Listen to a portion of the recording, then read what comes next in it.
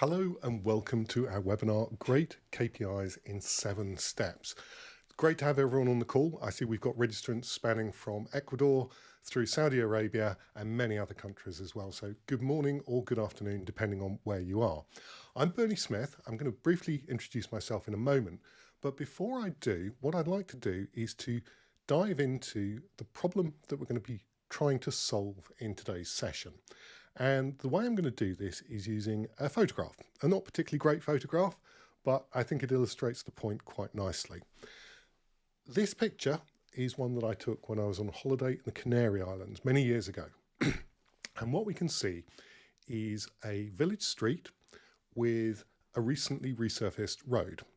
And if you notice, the local authority that resurfaced it took the trouble to lay the sidewalk or pavement, depending on where you are in the world, in a careful wavy pattern around 30 or 40 mature trees. The same local authority went down the same street not very long afterwards and chopped down every single tree in the street. Now, what you see here is something that doesn't make sense as a finished product, but both of those decisions made by the local authority would have made sense at the time. They took extra time, effort and money, and the people making that decision were doing their best. Now, why am I showing you this on a webinar about KPIs? Well, I've had a long career working in lots of different organisations spanning banking, manufacturing, healthcare, aerospace, all kinds of different sectors. And what we see in every case is just this with KPIs. People trying their best, doing the very best that they can in the situation they're in to make the right decision. But the overall system, the system of KPIs, the reporting doesn't make a lot of sense. Now, having seen this issue many, many times over my career, I set myself a challenge, which was, is it possible to create a universal, simple method for designing KPIs that works for any organisation? So it's independent of sector or country, and someone trained in this method can pick it up and use it to confidently arrive at meaningful KPIs. So that's what we're going to be covering in today's session. It's a lot to fit in 45 minutes, so I apologise if I talk quickly. There will be a recording of this on YouTube, and you'll also get a follow-up email with the link in as well. Now, our plan for today is very simple. We are going to walk through the 7 steps that I've developed to design meaningful KPIs. I'm going to tell you some short stories along the way to hopefully bring those steps to life and explain why they're there. And along the way, I'm going to give you 7 practical tips. Now, it's been a real struggle to condense everything down to 7 tips. It won't give you everything that you need, but don't worry. I am going to signpost where you can get more information as we go along. Okay, so next, let's take a look. Okay, yeah, so I would encourage you to stick around to the end, because not only am I going to share where you can get more material for free, for low cost, I'm also going to give you some details on our really in-depth black belt program. Not going to give the hard sell, but I will outline where you can go to find out more information and a fantastic discount code offer. Okay, now for the information I'm going to talk about, what you can do is use this QR code and that will take you to a mini site, and it enables you to go to our main website, get free materials, to look at the black belt, to book a meeting with me, and I'm also giving away some free samples of some of the more interesting concepts like KPI trees. So that QR code is your gateway to everything I'm talking about in today's session. Now, I'm going to very briefly introduce myself. I'm Bernie Smith. I'm the founder of Made to Measure KPIs. I'm a professional engineer by training. I spent many years in operational process improvement across multiple sectors, and I spotted this challenge with KPIs about 20 years ago and decided that making KPIs accessible, logical, explainable was my mission. And along the way, I've written 21 books on KPIs. There's a few more in the pipeline as well. But today we are going to talk about my core methodology. Now, to help you understand where that comes from, I'm going to ask you to imagine that you are in your local DIY superstore. So in the UK, it's B&Q, in Saudi Arabia, it'd be Saku. In every country seems to have a store like this, Home Depot in the US. Now, if I set you the challenge and said, imagine that the store has been opened just for you, and your challenge is to run and retrieve the single most useful tool in the store. Now take a moment and think about what you would choose. I've run this session hundreds of times, and you get a range of answers, from a hammer through to a screwdriver, through to a multi-tool kit, through to a shop assistant. They're all good answers, but the question is flawed. The best tool in the store depends very much on what it is you're trying to do. If you're putting up a shelf, then a screwdriver might be useful. If you're trying to put up wallpaper, a screwdriver is considerably less useful. With a multi-tool kit, we all know, anyone who's bought one, there's tools in there you never use, and often you're missing the crucial tool. So when you go tool shopping, the logical thing to do is to start with your intent or the result that you want in mind. And that is the key to meaningful KPIs as well. And I came up with the worst named process in the world, the results-orientated KPI system. It's put simply working backwards from the outcome that you want to choose the right KPIs, just like choosing the right tools for a DIY job. Now, because that's such a terrible name, we need an abbreviation, and that abbreviation is the ROCKS method. Now, you may be new to the ROCKS method, but it's out there and being used by some very big names. You'll see it spans professional sports leagues, aircraft manufacturers, investment banking, sovereign wealth funds, and many, many more. So all of these organizations are using some form of the ROCKS method in part or all of their organization. And I'm going to walk you through those 7 steps with a few stories along the way. So these are the 7 steps. Nothing particularly mysterious or technical, but I will explain why each step is there and give you a tip on each one as we go through. So our first step logically has to be having a clear strategy. If we don't know what we want to achieve, we can't really do anything else.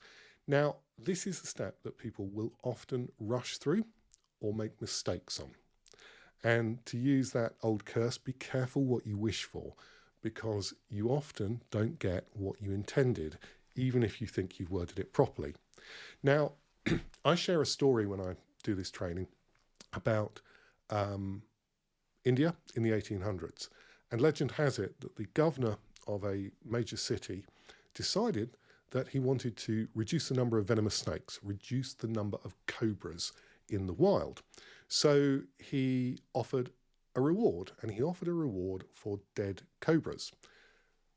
The idea was the local population would hunt cobras, bring them to the town hall for a reward, and they'd eventually reduce the cobra population. Now, this worked as intended for a little while.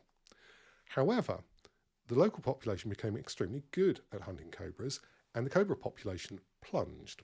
Now, if you're a successful cobra hunter, bringing in good rewards, and your raw material runs out, what's the logical thing to do? It is, of course, to start farming cobras. So the supply of cobras was resumed, the population were getting their bounty for bringing dead cobras to the town hall, and everything was fine for a little while. But then the governor got wind of this, and he did the logical thing, which is to stop paying the reward.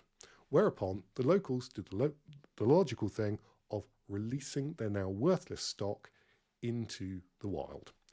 So at the end of this, the governor had paid out a large amount of public funds, and the wild cobra population actually increased.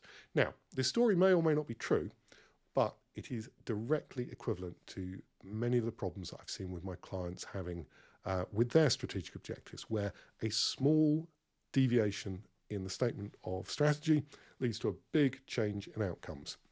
Now, in this case, the mistake that was made was their implied strategy was to offer a bounty for cobras. Their correct strategy should have been to offer a bounty for dead wild cobras. And that small distinction made the difference between eliminating dangerous wild cobras and costing a lot of money and actually increasing the population. Now, a very everyday example might be we decide to be environmental, And a lot of people would say, let's be green. Now, to me, that might make sense. To someone else, it could have very different implications because the English language, or any language, is ambiguous. So we need to concisely and precisely articulate what we want to happen. So it might be that we work to minimise our carbon emissions or work to minimise our greenhouse gas emissions. We need meaningful, clear statements that reduce ambiguity. So that brings us to my first tip, which is when you're defining your statements, strategy statements, be precise and clear with your language, and using statements of outcome, make this easier. So clear, explanatory language that states what you want to happen. Now, the next step was not in my first take of the ROCKS plan. I learnt the hard way that engagement is one of the most important, if not the most important element of KPI design and adoption. Now, I learned the hard way, and I haven't got time to go into that story in too much detail, but in terms of solving the challenge of engagement, I learned a lot from one of my consulting friends early in my career. Now, my friend, he would drive onto a manufacturing site on a Monday, help clients improve their processes by working with a team of operators, technicians, and supervisors to improve the process. He drove to his site on a Monday morning and he saw a scene like this. The factory was on fire. Now, it was nothing to do with the work that the team had been doing. It was a build-up of fat in an air vent that had caught fire.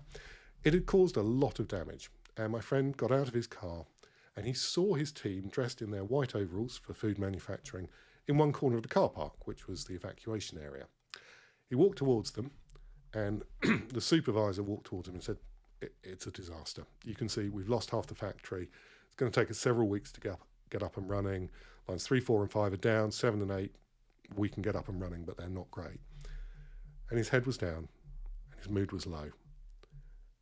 And then his head came up, and his mood lifted. He said, but we managed to save the flip charts. And that team had gone back into a still smouldering building to rescue the work that they had been doing. And for me, this was an eye-opener. How do you get a team to be that engaged in what they're doing? And speaking with my friend, I identified 3 core principles, and this brings us on to tip number 2.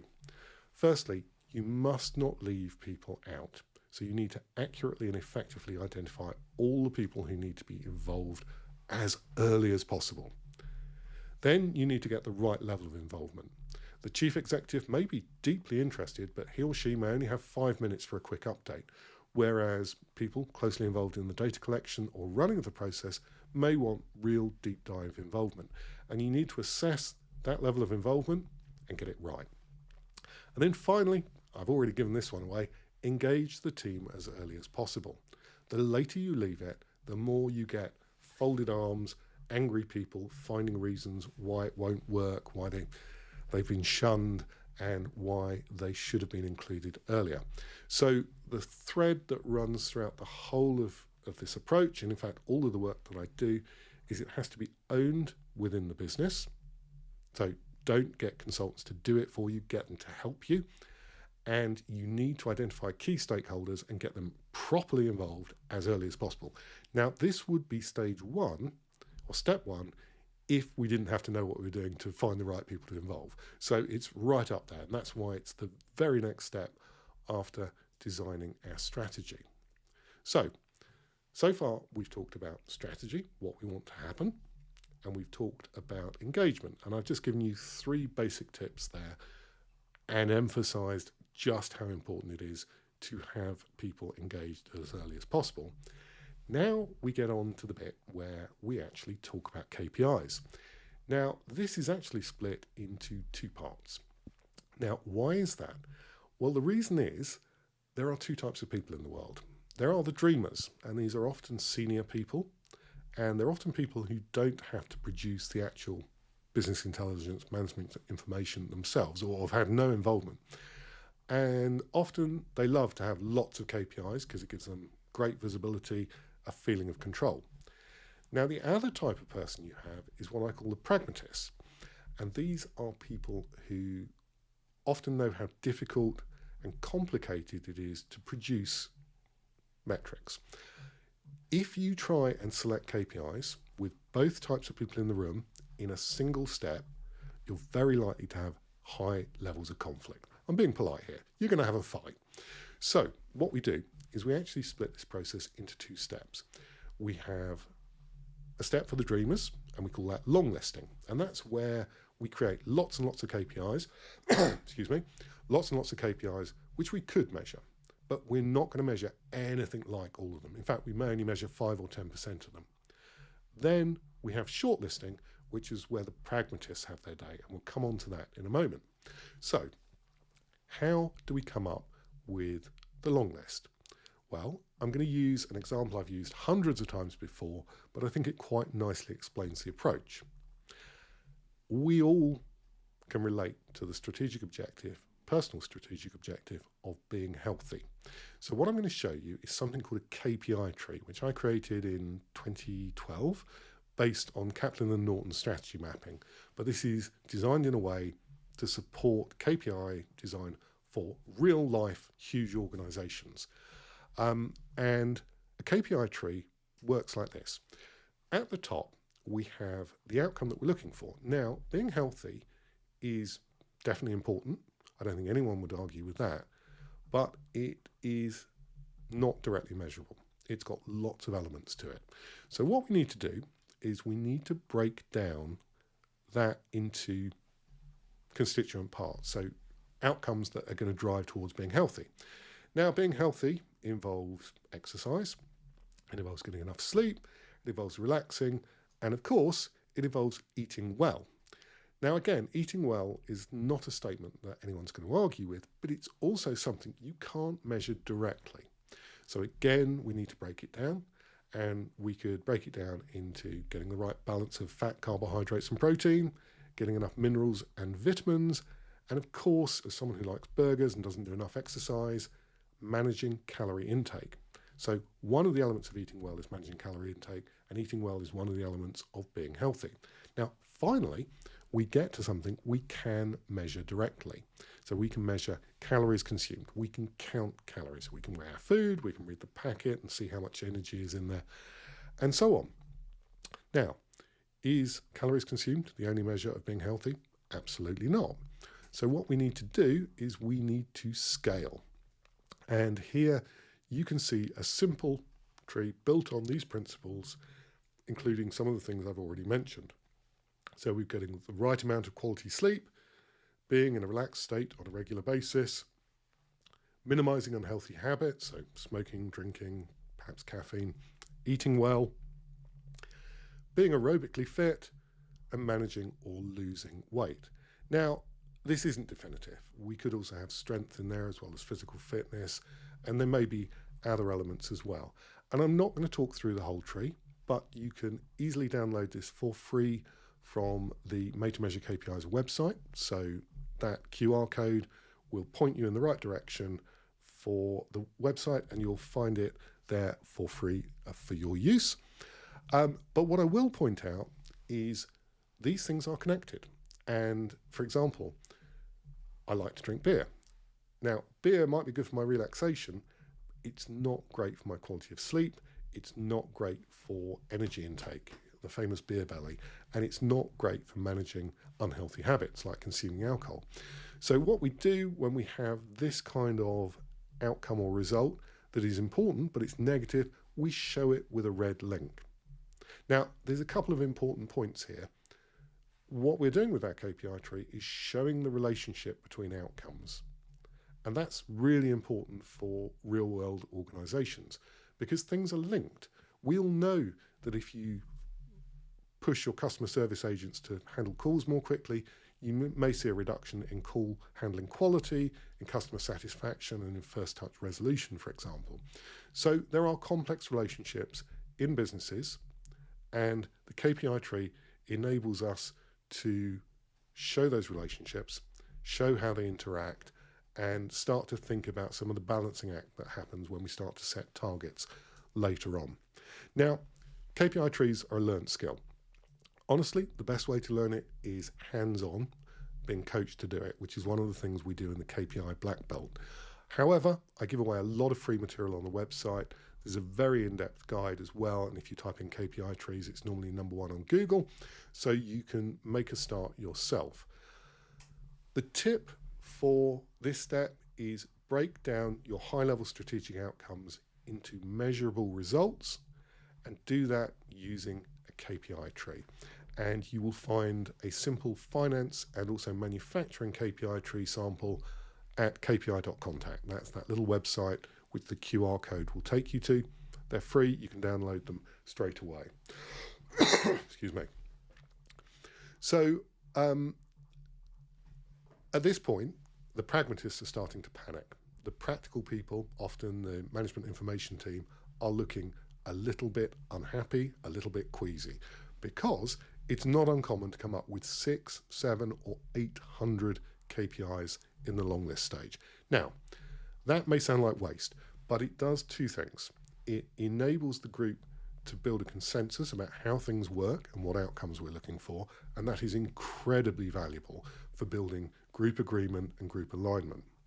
It also means that when we choose our shortlist of KPIs, we can be confident that we've considered as much as possible. We haven't overlooked anything. So although this feels like a long-winded way of doing it, it is a fantastic way of finalising our KPI list and also having a useful reference document if the situation changes, if we decide to expand our KPI selection at a later date, or we need to go back and audit why we chose the KPIs that we did. So 600, 700, 800 KPIs. Now we come on to the step where the pragmatists will start to feel a bit more comfortable. And we do it using a very simple concept that I created in KPI Checklist, my first book, called the shortlisting matrix. And we take each of those blue boxes from the KPI tree, so those are candidate KPIs, and we score them based on how important they are and how practical and easy they are to measure. So for example, cash in bank is a vital KPI at a board level, well in fact any kind of company level, but the FD will spend a lot of time making sure that we have enough cash. So that's a 10 for importance, and it's often an 8, 9 or 10 for ease of measurement. So that lives in the top right hand corner of our matrix. Now, where this matrix becomes valuable is in identifying how we deal with different types of score. The bottom left hand corner is very easy. It's typically empty. Things that are impossible to measure and not important, they may not, well, they probably won't even make the KPI tree. So that's pretty straightforward. The KPIs in the top right hand corner, they're easy. These are things that are both important and practical and easy to measure. So if we're not already measuring them, we want to go right ahead and pop those on the candidate list for our dashboards and reports. The two other zones is where it starts to get interesting. So the bottom right hand corner, these are things that are easy but not that important. Now, you may be wondering why we have KPIs there at all. And honestly, it's a growing problem. And the reason is systems. So if you have a new ERM system or ERP system or CRM system,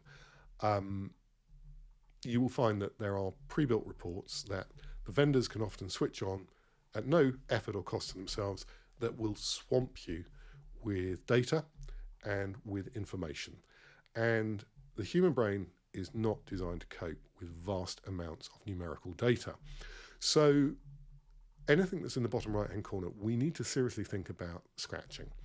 I work with one major telecoms firm, and the team leaders, who typically manage a team of 7 to 10 people, were expected to sit down with their team at the start of the shift and review the operational report. It had 128 KPIs in. Now, having a meaningful, brief team conversation with your team to discuss 128 KPIs is not practical. So many of those KPIs, I suspect, would live in that bottom right-hand corner. So we've got the KPIs we want to go ahead with, we've got the KPIs that we should seriously think about ditching, and we've got the dead zone of hard and not important. That brings us on to what I call the gold bar quadrant. That's their top left-hand corner. And these are KPIs that are both important and apparently very hard to measure or possibly impossible. That means that most of the time, without this process, people will discard them. They'll just go, it's impossible, and they won't go any further with them. And that is a massive mistake. If you come away with one concept from today's session, I hope it's this one, that there are many, many KPIs which could transform your business, give you a massive competitive advantage that you may dismiss as impossible when in fact they are actually measurable.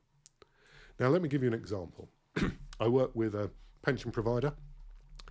They operated a contact centre, as many of these do, and this was before the days of internet self-service. I was sat in an operations meeting listening to a discussion about a sudden increase in the number of people transferring their pensions to competitor organisations. That's a big problem. And they were having a fairly deep discussion about this. And one of the middle managers threw up his hands and said, it's not like we can read our customers' minds. There's no way we can tell if someone's about to leave. He started laughing at his own joke. And then a voice at the back piped up. And it was from one of the process improvement team. And she said, actually, I think there is a way we can spot this. And what she'd identified was that there was one bit of behaviour that their customers exhibited just before they transferred their pension out of the organisation. And that activity was contacting the call centre for a valuation of their pension pot. Now, as I said, this is before internet self-service, so they would call up and ask what their pension pot was. Now, interestingly, this observation also explained why it increased. They changed that process from a live human agent looking it up and giving it to the customer to a self-service where a robot will ring out the amount after inbound verification. So not only did it explain why it had increased, it also highlighted a very short-term leading indicator of intent to leave. Not everyone who called up for evaluation was going to leave, but almost everyone who called up for who intended to leave was planning to call up and get a valuation before they did so. So what they did was they put their very best customer service representatives onto those calls and switched off the self-service. Now, the key point here is that there are often things that happen around your impossible measure, in this case intent to leave, that will show you what's about to happen. It requires a very different mindset to spot and make these measurable, but it's worth the effort because these kinds of KPIs can be business making or business breaking. So please be very careful about dismissing something as being impossible to measure without giving it a good go. Now, I've got to just mention, during the KPI Black Belt, we devote a whole module to this using a 3-step process I've created called the Holmes method, which I've so far found makes absolutely everything measurable. There isn't a single thing that we've not been able to measure using the Holmes method. So my tip for shortlisting is focus on those gold bar KPIs. Do not discard something just because it looks hard to measure. Now, you can only typically measure 1, 2, or 3 very hard things or work on them at a time. But typically, if you get the shortlisting right, they are worth the effort. Okay, so by this point, we've got a carefully honed short list of KPIs, but they are just descriptions. They are just labels. It might be efficiency, it might be utilization, it might be complaint rate. Now, that brings us on to definition, and my experience tells me that many organisations nod vigorously when you discuss definition, and they all agree it's important, and then they don't define their KPIs. And I'm going to share an example with you of how that can be career limiting and potentially very, very dangerous for the organisation. Now, I was working with a large global engineering consulting firm, and they had 4 regional directors who looked after the operation, let's say in EMEA, North America, APAC, and the Middle East. So we had 4 global regions. And being a professional services business, they were very interested in how much they charged their consultants out for and how busy those consultants were. And one of their key metrics was utilization. So utilization, if you haven't come across it, is how busy someone was versus how many hours they had available. So if I sell my time and I have 30 hours available to sell in the week, and I build out for 15 of those hours, then my utilization is 50%. Now, if my costs are managed correctly, if my billing rate is high enough per hour and my utilization is good, you're going to make money. So this is why it's so important. Now, I sat in on a global meeting for the 4 regions, and in this session, the 4 regional heads came in, and there was the global head of operations. Expensive meeting, flew in business class, a lot of time out the office, very expensive resource. And these meetings were pretty unpleasant. And the reason was, one of the regional heads, for the sake of argument, let's say North America, his utilization was significantly lower than the other 3 regions. And each operations meeting, there was a focus on America, and a recovery plan was put in place. And the head of America was working very hard to implement that recovery plan. And we saw his utilization creeping up, but he was on the ropes. He was pretty close to being fired. And then we looked at the measure. And what we discovered was the predecessor in the Americas had decided to employ admin staff, 1 admin person per 3 engineers, to relieve the engineers of non-value add tasks like invoicing and writing proposals and photocopying and things like that. Now, this person had decided to go with a hard measure and include the available hours for the admin assistant in the total available hours. Now, of course, these were non-billing staff, so it meant that the Americas could only ever achieve 75% utilization. Now, the other 3 regions didn't do this. When we recalculated the Americas utilization on the same basis as the other 3 regions, they weren't the weakest performing region, they were the best performing region. So, because we had 2 different versions of the same KPI, so 2 different definitions, we'd spent months discussing a problem that did not exist and almost fired our best performing region. So it can be career threatening, it can be site threatening, it can be business threatening. And I've seen many, many other examples of identical sounding KPIs being calculated in different ways in the same organization. Fortunately, the key to it is simple, if a little bit dull, and that is to use a KPI canvas. Again, you'll find plenty of information on made-to-measure-KPIs.com using the QR code, but there you can see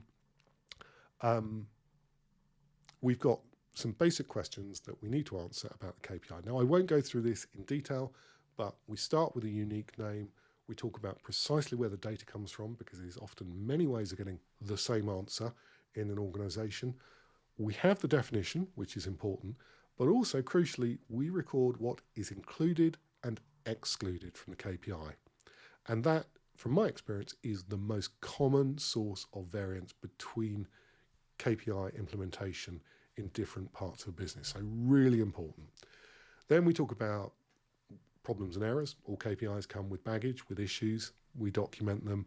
And we'll also document things like who's involved in production, how much it costs to produce, what targets we set, and what outcomes we're looking for. So that's a free template which you can download. There's also a more sophisticated version which I share with my black belts during the program. So my 5th tip and our 5th step, definition: define your critical KPIs first. It can be overwhelming to define every KPI. There's often hundreds in an organization. So start with the ones that you are making critical business decisions based on. It might be efficiency, it might be sales figures, it might be utilization.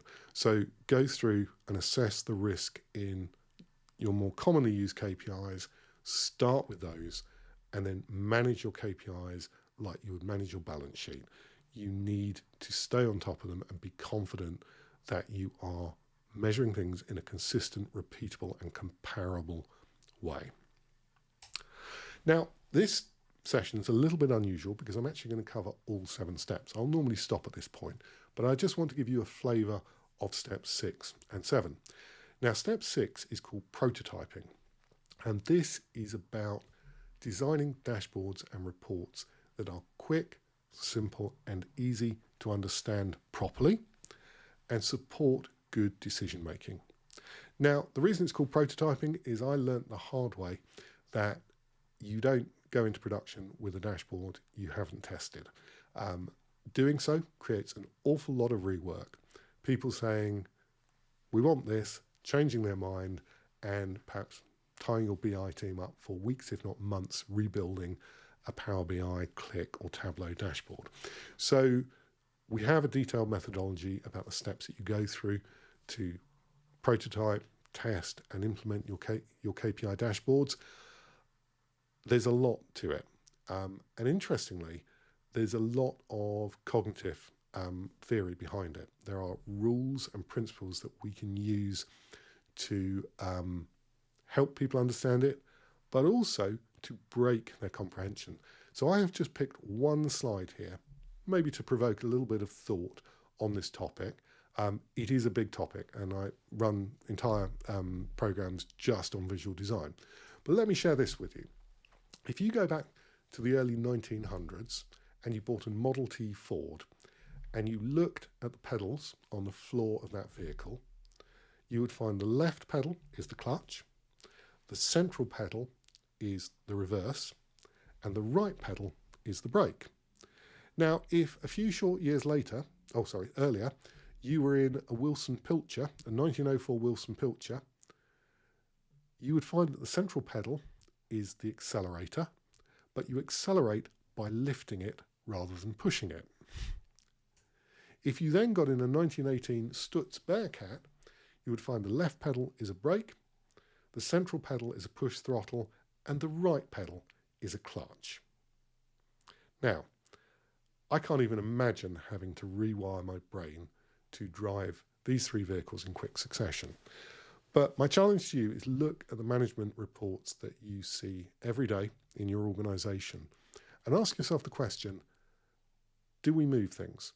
Do we have a consistent logical layout, or are we doing the psychological equivalent of moving the pedals on our vehicle in between our team looking at reports and dashboards? Do they jump from the ops report, which is laid out in one way, to a finance report that's laid out in another way, to a sales report that's laid out in a third way? And my experience is, unless the organisation has thought carefully about this idea and implemented standards and rules for doing so, there's a very good chance that every report is different, and possibly every page within a report is laid out differently, presented differently, and honestly, it confuses people. It makes things harder. It makes decision making less reliable. So there's a lot to this, and there's some good books. For instance, Stephen Few's Information Dashboard Design and Edward Tufte. There's lots of theory behind it. Fortunately, a lot of thought has already been put into this, and there's a ISO standard in progress, delivered or developed by the International Business Communication Standard. So I suggest you head to ibcs.com if you are interested in finding out, discovering a standards-based way of designing reports and dashboards. And if you want to find out more about this topic, just drop me a line and I will happily share some more information with you. Now, our final step is the biggest step. So if you take my book, KPI Checklist, this is half the book. It's huge. So I just decided to pick one tip from my experience. Typically, Go Live is a blend of communication and engagement management, so getting people warmed up and ready for it, project management, and also troubleshooting. There are a number of quite predictable problems that come up whenever you implement KPIs. So if you do decide to check out my book or join the Black Belt course, we'll go into this in quite a lot of detail. But one of the things that I've found is when you do implement KPIs, it's the small stuff that counts. So if someone's confused, if something breaks, if something's not clear, if someone has their trust shaken in a particular figure, that's a moment of truth. It's a really important point in the implementation.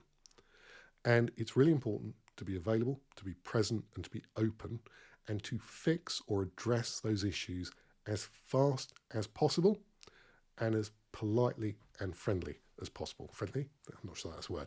In as friendly and open way as possible. So my final tip on step 7, going live, is do sweat the small stuff, particularly when you're just starting to implement your KPIs and your dashboards and reports. Focus on detail, talk to people, listen, iron out the small glitches, the small problems. It will massively increase buy-in and it will greatly increase the chance of adoption. And for that reason, it's always advisable not to focus too broadly, not to try and do too much, but to do a little bit well and then come back and revisit further KPIs, more scope once you've settled in and got people bought in to that initial, slightly less ambitious goal. So that's a whistle-stop tour through the 7 steps. There's a lot to them. The black belt is 20 hours of e-learning spread across 13 modules and 4 months with practical hands-on exercises and tutorials.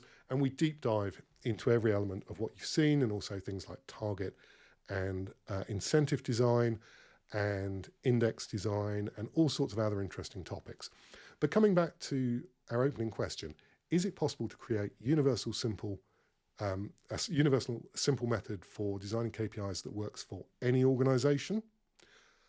I can't say for sure, but in every organisation I've worked in, spanning sovereign wealth funds through to banking, through to supermarkets, through to polyethylene cracking, we've used this approach successfully to take their strategic objectives and develop meaningful KPIs because it's principle-led.